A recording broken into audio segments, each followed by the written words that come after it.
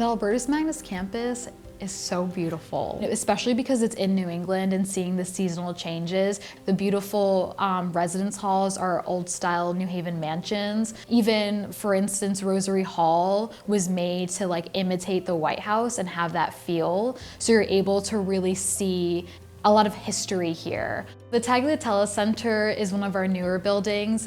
It's known as like the STEM building. All of the science classes mostly end up there. We have wonderful labs there. The Athletic Center is really cool because we have not only a gym for athletes, we also have a separate gym for residents and commuters and students on campus. There's a pool, so you're able to swim or you could do cardio, and the fields are really great. It's so close to everything, so you're able to go out and watch a game.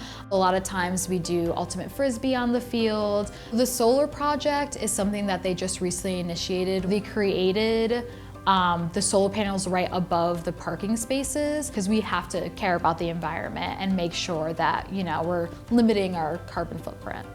The campus is a great place to be a student because we are a community here. We really care about each other. You really can become who you are and continue to really find yourself here.